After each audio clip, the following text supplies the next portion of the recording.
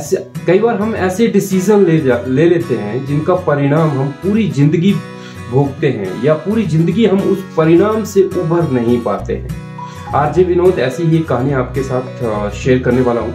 एक कहानी उस उद्योगपति की, उस व्यापारी की जिसके पास काफी धन दौलत था, और उसका बेटा जब फाइनल एग्जाम दे रहा था तो उस बेटे ने कहा कि डैडी इस बार मैं एग्जाम में टॉप करूंगा, लेकिन मुझे टॉप करने के बाद अपना गिफ्ट एक बहुत शानदार कार चाहिए।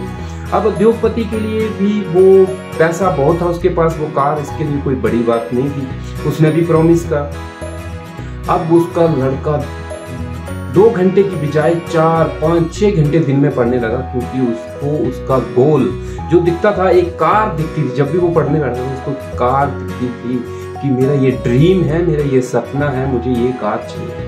वो इतना पढ़ा कि फाइनल एग्जाम में जब लिस्ट लगी तो वो उस कॉलेज का टॉपर था। आज जब वो स्कूल कॉलेज से उसने अपने फादर को फोन करा कि मुझे वो मेरी ड्रीम वाली कार चाहिए, और जब वो घर से वापस आ रहा था उसे आंगन में रखी हुई वो कार उसके दिमाग में चल रही। घर पहुंचा, आंगन में कोई कार नहीं थी, उदास हुआ, अंदर गया, फादर ने उसको गले से लगाया कि मेरा बेटा टॉप करके आया है।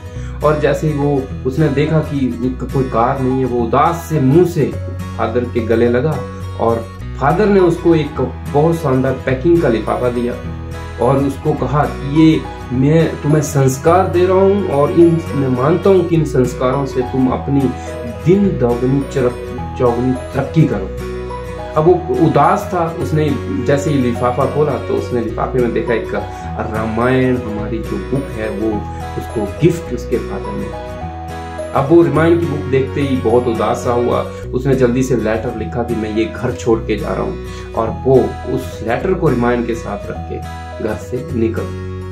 अब लड़का होशियार था, पढ़ने लिखने में तेज था, बहुत जल्दी उसने बहुत सारा पैसा कमाया। पैसे की दौड़ जब खत्म हो गई, उसके पास बहुत पैसा आ गया, उसे अपने बाप की याद आने लगी और कहने लगा, सोचने लगा कि बाप को फोन करूं। लेकिन जैसे वो फोन का बटन दबाने से पहले उसकी धड़कनें, बीपी तेज हो जाता है, क्योंकि काफी जमानों से उसने बाप को फोन नहीं करा। फिर फोन काट देता है, फिर फोन नहीं करता। लेकिन दूसरे तीसरे दिन फिर से याद आने लगती है, क्योंकि अब पैसा तो बहुत आ गया था, जो इच्छा थी पूरी हो गई थी, कार बार जो लेनी थी वो ले ली। फिर से ट्रिगर दबाता है, धड़कनें तेज होती है, बीपी हाई होता है। जैसे वो फोन करता है तो उसके घर पे उसका नौकर फोन उठाता है और कहता है कि मालिक तो 10 दिन पहले इस स्वर्ग से आ गए, उनकी मृत्यु।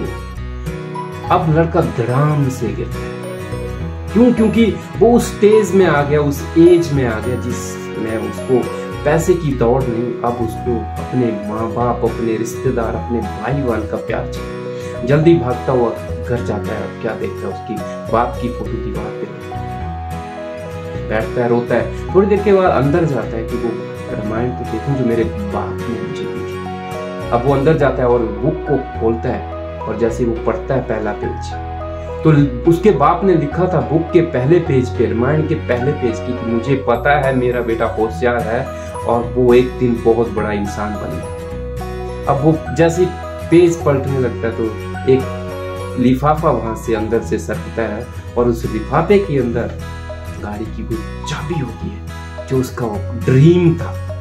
अब वो और चिल्लाने लगता है, और अंदर ही अंदर उसको सफोकेशन होने लगती है, रोने लगता है और जमीन पे बैठ जाता है और सिर पकड़। दोस्तों, छोटी सी कहानी है, लेकिन हमें ये सिखाती है कि जल्दबाजी में लिया हुआ कोई भी डिसीजन या जल्दबाजी में की हुई कोई भी बात या कोई भी फैसला हमारी जिंदगी का असली फैसला नहीं हो सकता। वो अच्छा फैसला नहीं हो सकता।